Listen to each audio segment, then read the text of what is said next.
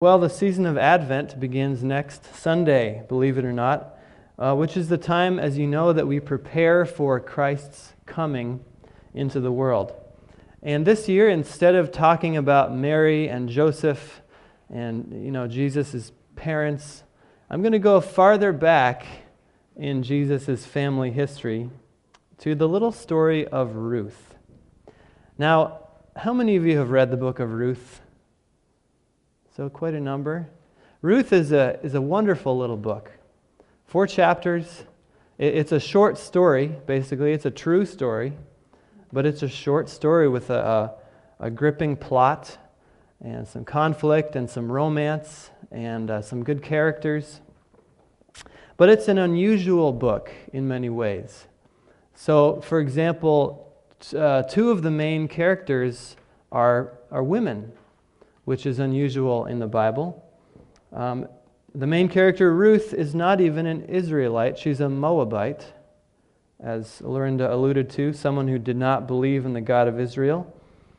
But unlike other books in the Old Testament, the book of Ruth does not feature kings or prophets or miracles from God or visions or battles or any of those big things. Instead, the book of Ruth is about God working through the small, ordinary things that happen in an ordinary family's life.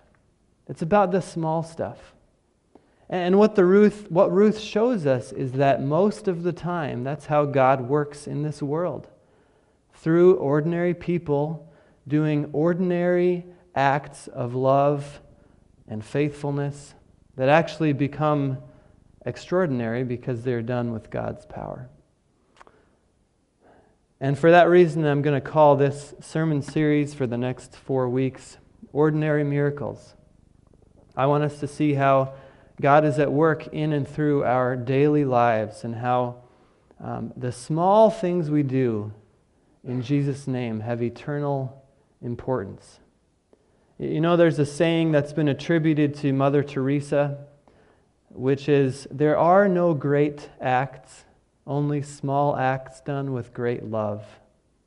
And that's what Ruth can help us help us learn how to see. So as we head into the Christmas season, I want us to learn how Jesus came to make all of our ordinary, small lives have eternal significance.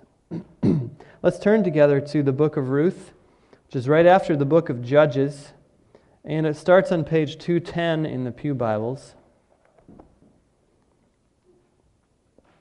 And I'm going to read the first 5 verses of chapter 1. In the days when the judges ruled, there was a famine in the land. So a man from Bethlehem in Judah, together with his wife and 2 sons, went to live for a while in the country of Moab. The man's name was Elimelech. His wife's name was Naomi, and the names of his 2 sons were Mahlon and Chilion. They were Ephrathites from Bethlehem in Judah, and they went to Moab and lived there. Now Elimelech, Naomi's husband, died, and she was left with her 2 sons. They married Moabite women, one named Orpah and the other Ruth. After they had lived there about 10 years, both Mahlon and Chilion also died, and Naomi was left without her 2 sons and her husband. Now Ruth starts in a place that reminds us of Christmas, in the little town of Bethlehem. And yet all is not well in Bethlehem. And like any story, like any good story, Ruth begins with a problem. Actually, what we see here is a huge bundle of problems and hardships. So according to the narrator, it takes place in the time of the Judges. Now, if you haven't read the book of Judges recently, let me refresh your memory. It was a time of basically the nation of Israel going down the drain, spiritually, morally, politically. There was no central leader or king. There were sort of local tribal warriors that God would raise up to rescue Israel from their enemies. But the whole country was in a time of darkness, of chaos, of decay. And so there's hardship on a national level. And on top of that, it says there's a famine. There's a famine in the land. Now, the name Bethlehem means house of bread. And so it's particularly ironic that even in Bethlehem, the house of bread, there is no bread.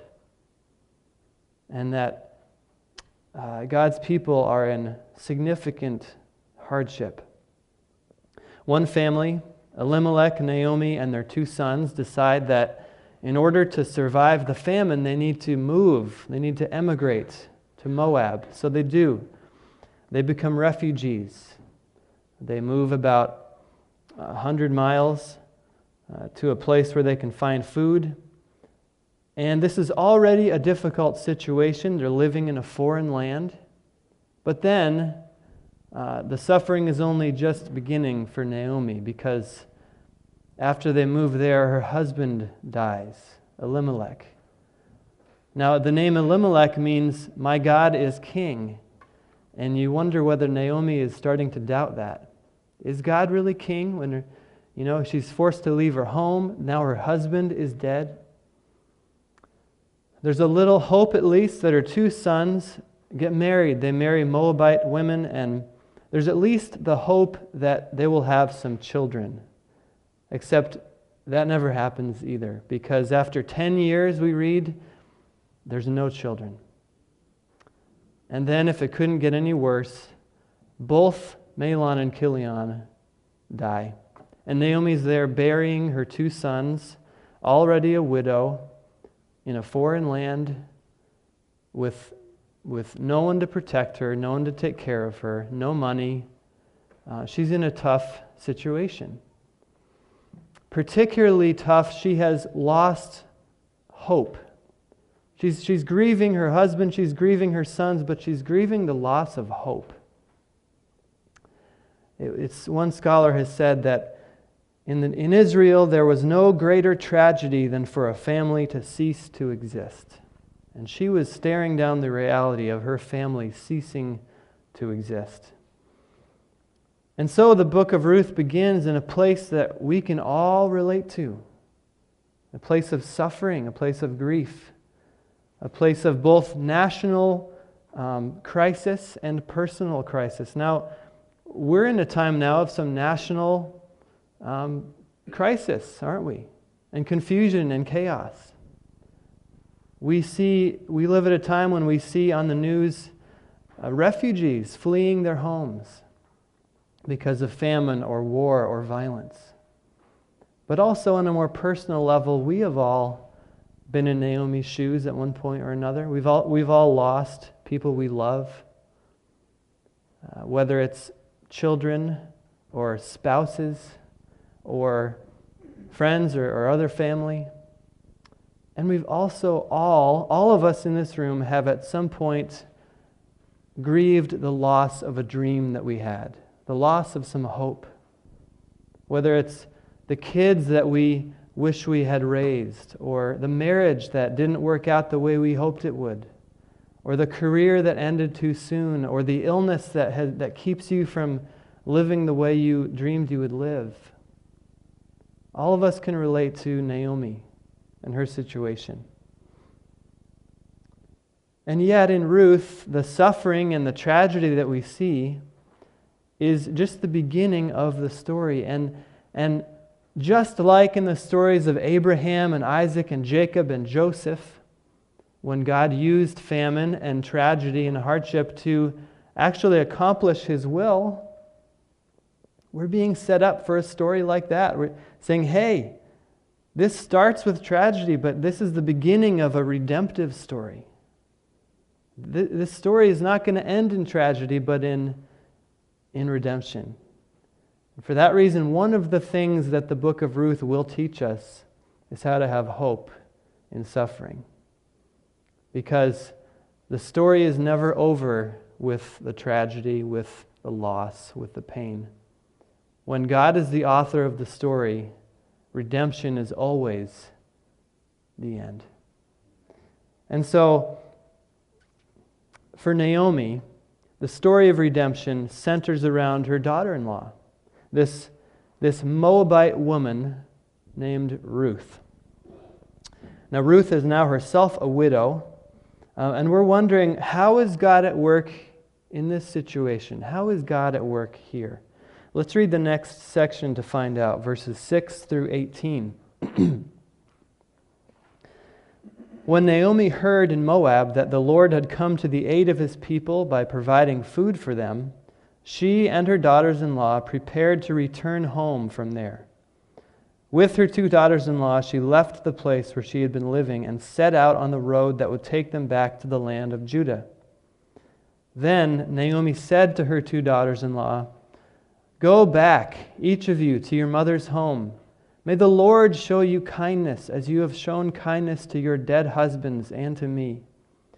May the Lord grant that each of you will find rest in the home of another husband." Then she kissed them goodbye, and they wept aloud and said to her, "We will go back with you to your people."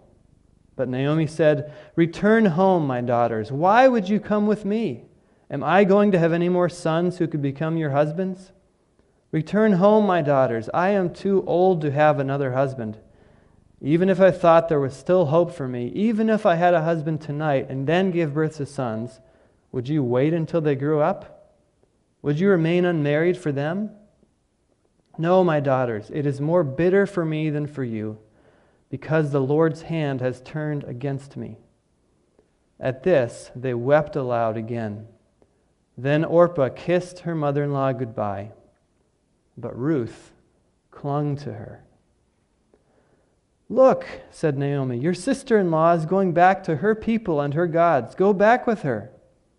But Ruth replied, "Don't urge me to leave you or to turn back from you. Where you go, I will go, and where you stay, I will stay. Your people will be my people, and your God my God. Where you die, I will die, and there I will be buried. May the Lord deal with me, be it ever so severely, if even death separates you and me." When Naomi realized that Ruth was determined to go with her, she stopped urging her. Now, there are a number of heroic things in the book of Ruth, and this is the first one. Ruth chooses to stick with her mother-in-law instead of going back home where she has better prospects of a future. And you ask, what is the big deal about that? So she decides to stay with Naomi instead of returning home. So what? Well, let me explain this to you. Remember, Ruth and Orpah are both widows. They have no one to care for them. They had no husbands to protect them, no children to provide for them. And so when Naomi starts heading back to Bethlehem, she says, "Look, go back home, start over, find another husband. Just do the sensible thing. Don't come with me. The Lord's hand has turned against me." Can you hear the self-pity in her voice a little bit? Go. She's sort of, and now she's saying, and of course I'm going to lose you too, so just go now and go start over. You're still young. You have a future. And then at first, both women insist, "No, we're coming with you." But Naomi makes another plea that they leave. And here's the turning point of the story in verses 14 and 15. At this they wept aloud. Then Orpah kissed her mother-in-law goodbye, but Ruth clung to her. Naomi makes a third attempt to get Ruth to go home, and Ruth says no. What she does is she pledges herself in total commitment to her mother-in-law, Naomi. In fact, her words are such a strong, they're such a strong saying of pledge of commitment that sometimes people actually use them in weddings for wedding vows. Listen, where you go, I will go, and where you stay, I will stay. Your people will be my people, and your God will be my God. Where you die, I will die, and there be buried. May the Lord deal with me, be it ever so severely, if even death separates you and me. These are radical words of commitment. I am totally, completely, even eternally committed to being with you. And what's even more impressive is to realize where Ruth is going, with where she's saying she'll go with Naomi to an unfamiliar place where she might not have a future, where there's going to be a new culture, a new language, a new people. She might experience discrimination because she's not an Israelite. She could just do the sensible, normal thing like Orpah and go back home, but she says something in her gives her the courage and the love to stick with Naomi. That's why what she does here is so courageous and so heroic. Now, as readers, at this point, we're supposed to be asking, we're supposed to be thinking, rather, something's up here. God is at work in this woman somehow. Now, God is not sending a prophet, is He? He's not speaking directly through anybody. He's not doing a miracle. But He is at work in this commitment that Ruth makes to an event that would be completely forgotten, would never go down in history as a great moment in history, and yet, as we'll see, this moment actually changed the course of history. It may even be that God is using Ruth to address the suffering and tragedy that started in the story. Now notice that this entire scene happens at a crossroads. They're on their way to Bethlehem, to Judah, and they get to a certain point when Naomi says, okay, here's where you can turn back. It's at a crossroads in their life. Now, this time tomorrow, all of you may be at a type of a crossroads in your life when you can either choose to do the normal, sensible, average thing, or you can go above and beyond to show love to somebody, to show commitment to somebody. And a small decision like that, although we will never know it here and now, is a way that God is working to change the world.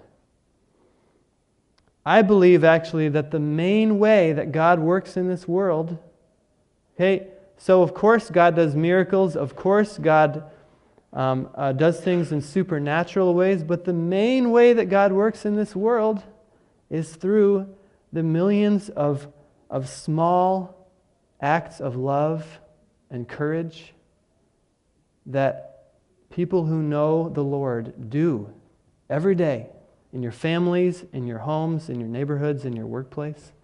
That's how God is at work in this world. Ruth is a living example of a Hebrew term called hesed. And hesed is an idea that combines loyalty, kindness, compassion, faithfulness. It's actually the word that the biblical authors use to talk about God's commitment to His people, God's hesed, God's love. But it's also the word that is used to describe the love that we should have for other people, hesed. And the main way God works in the world is through that kind of love in His people. Many years ago, a young doctor named James O'Connell was fresh out of med school, and he went to work in a clinic in inner city Boston. Like most young doctors, he was full of visions and dreams of changing the world and saving people with his medical skills. But his first day in the clinic, the head nurse, a woman named Barbara McGinnis, comes up to him and she takes the stethoscope off of his neck and says, here's how it's going to be. For the next 2 weeks, Dr. O'Connell, you are not going to tell anyone you're a doctor. You're not going to use any medical terminology.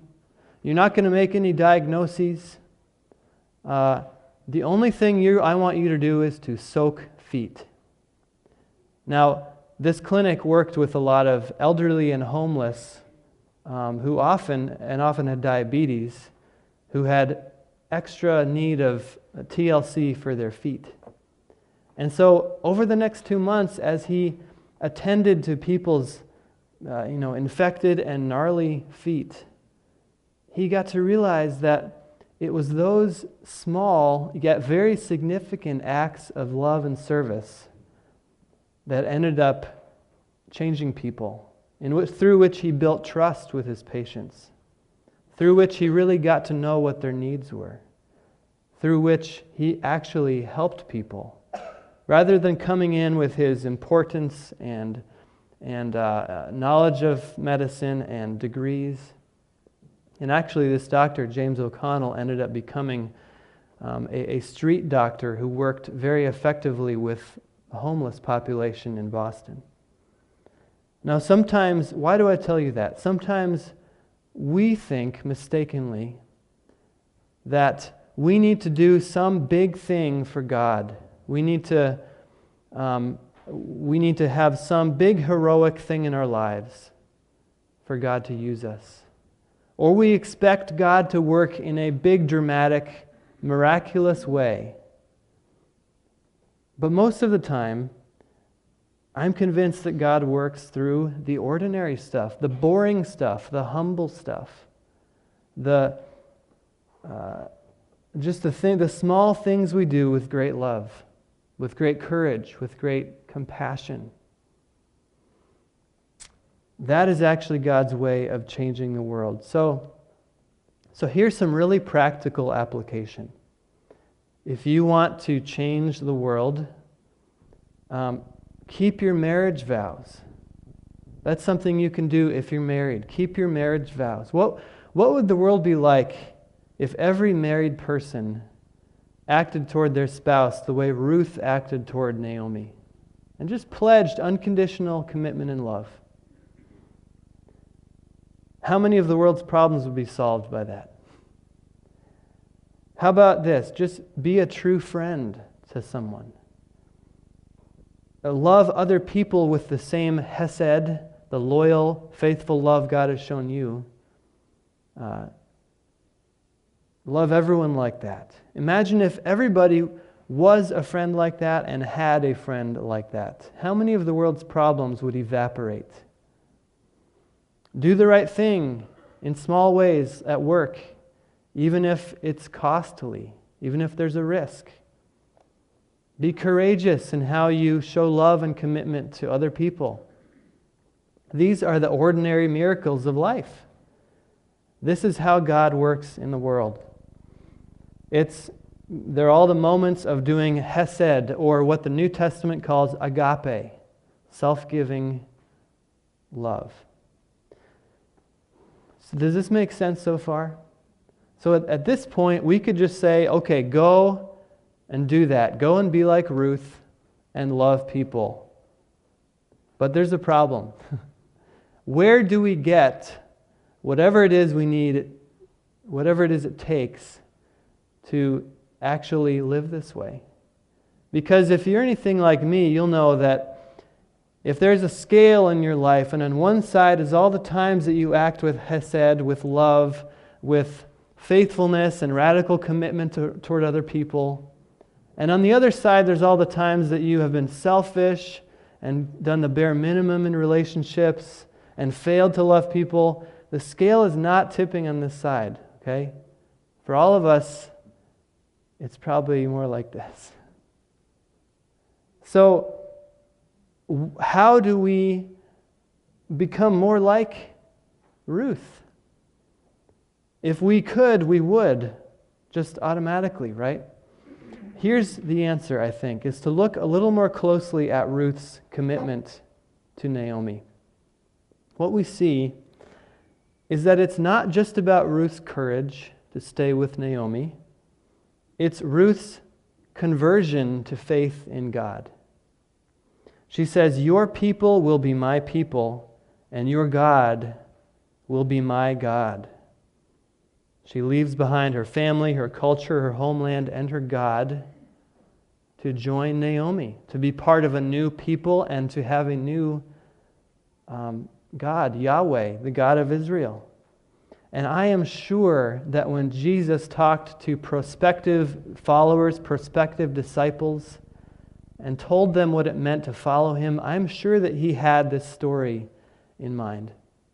Luke 9:23, Jesus says, "Whoever wants to be my disciple must deny themselves and take up their cross daily and follow me." That's radical commitment, right? Matthew 19:29, "Everyone who has left houses or brothers or sisters or fathers or mothers or children or fields for my sake," whatever you've put behind you, right? "Everyone who does that will receive 100 times as much and will inherit eternal life." Ruth is showing us the kind of courageous commitment that we need daily to follow Christ. First and foremost, not just what we need to love other people, but first and foremost, the kind of attitude we need toward Jesus. That has got to be the first and greatest commitment in our lives.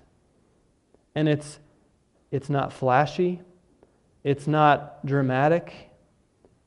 It's just the daily decision to say, "Lord, Jesus, I choose to follow you today, whatever the cost. Whatever the cost, I pledge myself to you in total commitment." And when you do that, when that is your MO of life, when that is your driving,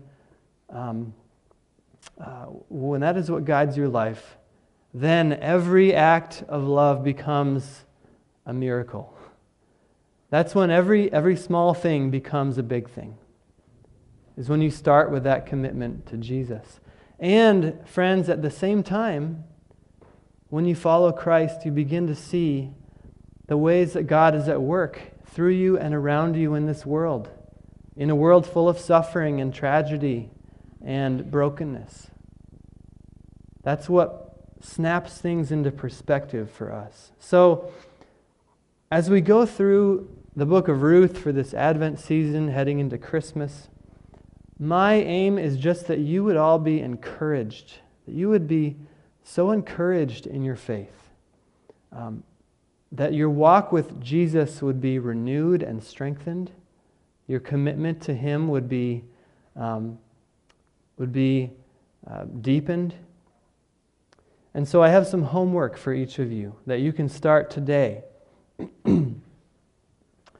I want you to choose a time each week, maybe after church because it'll be fresh in your mind. Choose a time to sit down for just 5 or 10 minutes by yourself and do some reflecting on how you have seen God at work through you and around you.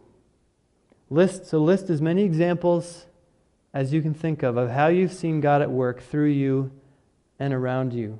And you may realize there have been times that you failed to do what God wanted and to follow Jesus. And so for those things, simply receive God's grace and ask for the strength you need to follow Jesus in every situation.